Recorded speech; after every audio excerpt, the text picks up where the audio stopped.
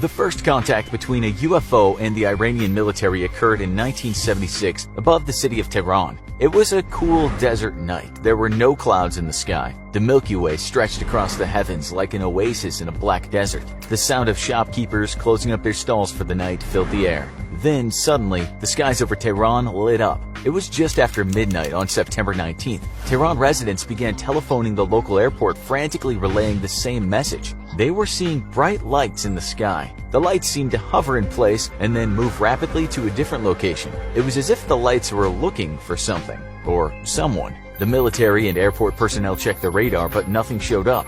General Yousefi, the man in charge of the airfield, stepped outside and looked up at the sky. Sure enough, he saw the bright lights for himself. He witnessed the lights jetting across the sky. They looked like shooting stars being controlled by some unseen entity. He scrambled back into the airport and found his best pilots to investigate further. General Yousefi ordered Lieutenant Yadi Nazari and a backseat weapons officer to take off and have a look at the object in the sky. It was time to get up close and personal. The F-4 Phantom fighter plane took off at 1:30 a.m. and leveled off at the altitude of the unidentified object. Upon approach, the F-4 lost all navigational instruments and communications. The dials and screens in the aircraft went haywire. Nazari was flying only using his instincts and what he could see. He kept his eyes on the UFO and his aircraft pointed at the horizon. Nazari made the decision it was too dangerous to continue this way and was forced to turn around and return to base. As soon as the plane began moving away from the UFO, the instruments came back online. It was as if the UFO had some sort of electronics jammer.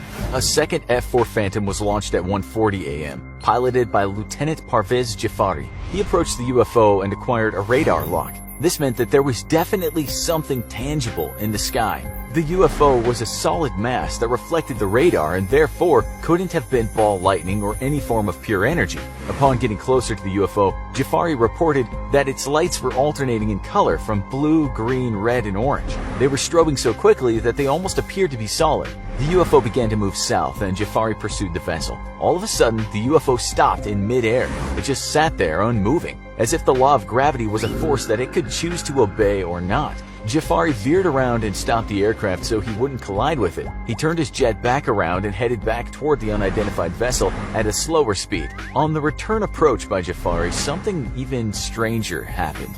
The UFO dropped a bright object out from its main hull. Jafari reported that the object was headed straight for him and his F-4 Phantom, and it looked like a torpedo made of light. He attempted to lock onto the incoming projectile with his AIM-9 Sidewinder infrared-guided missiles, but just after getting a lock, he lost all communications with his weapons console. Jafari was forced to take evasive actions and turn away from the projectile. He jammed the flight stick to the side. The F-4 did a barrel roll and avoided the incoming object. Jafari leveled off again, and when he turned back to look for the object shot at him, Jafari said he saw the device reverse course and rejoin the main UFO. It then seemed to dock with the mothership. Jafari then witnessed another bright object coming out of the main UFO and descending straight down toward the ground. It left a bright trail of light as it descended. The ambient light lit up an area of around 3 kilometers. Then, as if it were done with its business it came to Iran to conduct, the UFO accelerated and shot out of the atmosphere. Jafari watched as the strobing lights faded into the night sky. As the F-4 Phantom prepared to land, it experienced more communication and navigational failures. Upon further investigation, a commercial airliner in the area also reported communication failures at the same time as Jafari, but the airliner did not see the UFO. Ground troops were sent to recover the fallen object, but as they approached the area, their equipment started to malfunction. No trace of whatever the UFO shot toward the ground was ever found.